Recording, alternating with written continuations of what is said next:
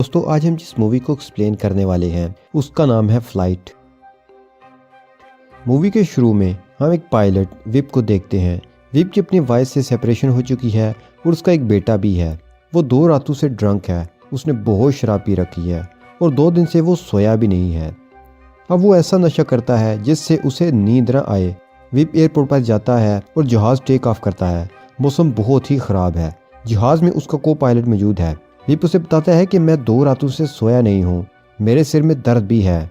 वो air hostess को कहता है कि मुझे पेन किलर चाहिए। विप कंफर्टेबल फील नहीं कर रहा और अब उनका जहाज रनवे पर आता है। विप उसे टेक ऑफ करता है। वो जहाज को ऑटो मोड से मैनुअल मोड पर सेट करता है ताकि जहाज को बादलों के ऊपर ले जाए और बारिश से बच सकें। जब वो ऐसा करता है तो जहाज हिलने लगता है। जहाज में बैठे सभी लोग परेशान हो जाते हैं और डर जाते हैं। विप का को पायलट उसे कहता है कि ये डिसीजन ठीक नहीं था, लेकिन थोड़ी देर में जहाज स्टेबल हो जाता है। फिर विप सभी लोगों से माफ़ी मांगता है कि मेरी वजह से आपको परेशानी उठानी पड़ी, अब डरने की कोई ज़रूरत नहीं है। उनसे बातें करते करते वो वोडका जूस में मिलाकर पी लेता है और सो जाता है। जहाज ऑटो मोड पर है। को पायलट को बताया जाता है कि आपका जहाज लैंड करने वाला है। वो कुछ बटन्स को दबाता है। क्योंकि जहाज ऑटो मोड पर है इसलिए जहाज लैंड नहीं करता बल्कि उल्टा हो जाता है। नीचे सब लोग जहाज को उल्टा देखकर परेशान हो जाते हैं। विप की आंख खुल गई है। वो ये सब सिचुएशन देखकर परेशान नहीं होता क्योंकि शायद वो नशे में है। इसलिए विप अपने को पायलट को कहता है कि जहाज में जितना सामान है नीचे गिरा दो। अब प्लेन का वो हैंडल जिससे प्लेन को कंट्रोल किया जाता है ठीक काम नहीं कर रहा होता क्योंकि ये खराब हो चुका है। विप एयर होस्टेस को कहता है कि कॉकपिट के अंदर जाकर एक हैंडल को नीचे करो। वो ऐसे ही करती है लेकिन कोई फर्क नहीं पड़ता। अब प्लेन आउट ऑफ कंट्रोल हो चुका है। एक झटका लगता है और सभी लोग हिलने लगते हैं और डर जाते हैं। एक एयर होस्टेस खड़ी होती है और गिरकर बेहोश हो जाती है।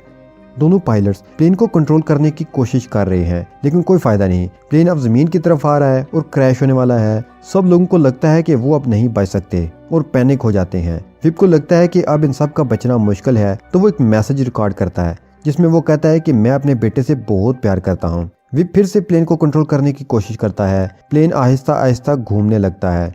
इसी दौरान एक बच्चा सीट से गिर जाता है। एयर होस्टेस उसे बचाने की कोशिश करती है। वो बच्चा तो बच जाता है लेकिन एयर होस्टेस की मौत हो जाती है। दूसरी तरफ सिटी में हम एक लेडी को देखते हैं जिसका नाम निकोल है। वो एक ड्रग डीलर के पास जाती है और ड्रग्स मांगती है। वो उसे एक ड्रग देता है और कहता है कि इसका असर बहुत ज़्यादा है, तुम उसे कम मिकदार में लेना। लेकिन निकोल उसकी बात नहीं सुनती और ज़्यादा मिकदार में ले लेती है जिससे वो बेहोश हो जाती है। फिर हम विप को देखते हैं जो जहाज़ को सीधा करता है और डिसाइड करता है कि वो कहीं भी जहाज़ को लैंड कर देगा। लेकिन बदकिस्मती से जहाज़ का ब्लेड एक टावर से टकरा जाता है। जहाज़ क्रैश हो जाता है और बहुत बुरी तरह से लैंड करता है। विप का सर एक हैंडल से टकराता है और वो बेहोश हो जाता है। जब उसे होश आता है तो वो हॉस्पिटल में है। वहाँ उसका दोस्त और बास होता है। वो समझते हैं कि उसने हीरोइक काम किया है, लोगों को बचाया है। हालांकि काफ़ी लोग मारे जा चुके हैं और जख्मी भी हैं। वहाँ कुछ लोग उसे इन्वेस्टिगेशन करने आते हैं। फिर बेड से उठकर वो 3rd फ्लोर पर जाता है क्योंकि उसने स्मोकिंग करनी है। वहाँ निकोल और एक और पेशेंट होती है।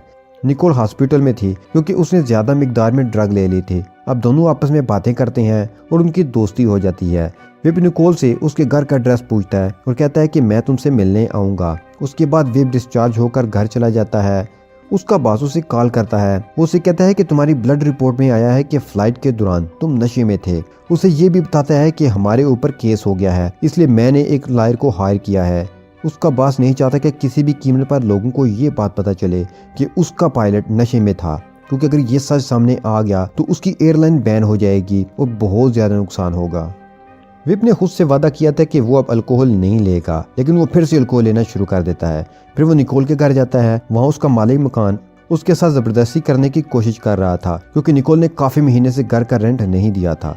विप मालिक मकान को धक्का देता है और घर का रेंट देकर निकोल को अपने साथ अपने घर ले आता है। अब निकोल विप के घर रहने लगती है। अब विप पर काफ़ी इल्ज़ाम लगाए जाते हैं क्योंकि उसकी ब्लड रिपोर्ट से सबको पता चल गया था कि विप नशे में था और सारी गलती विप की थी। इस एयर होस्टेस को दिखाया जाता है जिसकी वजह से विप का ब्लड टेस्ट हुआ क्योंकि उसने गार्बेज में वोडका की 2 बॉटल्स देख ली थी। वो विप से मिलती है और कहती है कि तुम्हारी गलती की वजह से कितने लोग मारे गए और तुम्हारा को पायलट अब पैरालाइज हो चुका है। वो अब अपने को पायलट से मिलने जाता है। उसे लगा था कि शायद उसकी डेथ हो चुकी है। वो उसे मिलने जाता है तो वहाँ को पायलट की वाइफ भी होती है लेकिन उनके लिए इतनी काफ़ी था कि उनकी जान बच गई है क्योंकि वो बहुत भयानक इंसिडेंट था।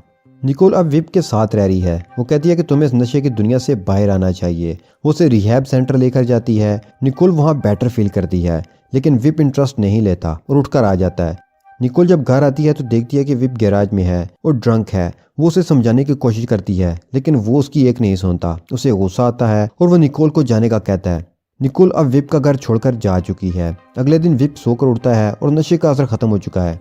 उसके घर के बाहर मीडिया वाले आते हैं। वो उनके सवालों के जवाब नहीं देना चाहता, इसलिए वो गाड़ी में बैठकर अपनी वाइफ के घर की तरफ निकल जाता है।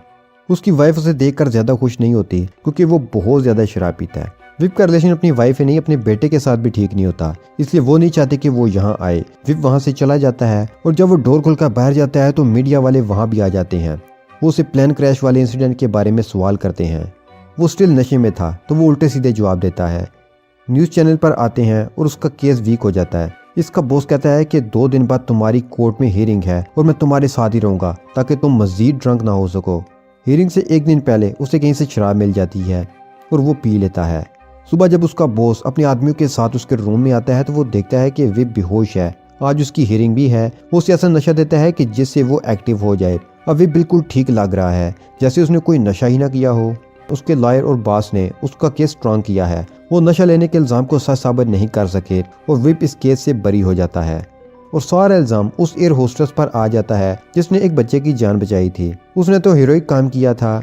विप को ये सब अच्छा नहीं लगता कि उसका इल्जाम किसी और पर लगा दिया जाए जिसने कोई जुर्म ही ना किया हो। वो जज को बताता है कि सारी गलती मेरी है। उस दिन मैंने बहुत ज्यादा नशा किया था और आज भी मैं नशे में ही हूँ। वो अपनी गलती का इतराफ करता है। जज उसे आधी सजा सुनाता है। उसके बॉस को बहुत गुस्सा आता है और विप को जेल में भेज दिया जाता है। वो कैदियों से कहता है कि मैंने अपनी लाइफ में जो गलत किया मुझे उसका पछतावा है। उस दिन मैंने नशे की हालत में प्लेन को टेक ऑफ किया जिससे काफ़ी ज़्यादा लोग मारे गए।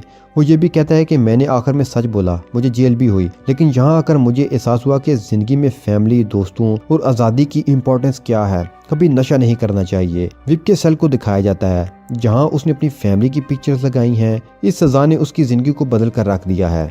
उसने निकोल की फ़ोटो भी लगाई थी क्योंकि वो चाहती थी कि विप नशे की दुनिया से बाहर आए और अब वो असल दुनिया में आ चुका है। उसने नशे की दुनिया को छोड़ दिया है। उसके रिलेशन अपनी फैमिली के साथ भी ठीक हो चुके हैं। वो अपने बेटे को हक करता है। अब उसकी लाइफ नॉर्मल हो चुकी है। शराब की वजह से उसने अपनी फैमिली को खोया जो अब उसे वापस मिल चुकी है। शराब एक ऐसी लत है जिससे इंसान खुद तो बर्बाद होता ही है, साथ में अपनी फैमिली और आसपास के लोगों को भी बर्बाद कर देता है। और यहीं पर यह मूवी खत्म हो जाती है।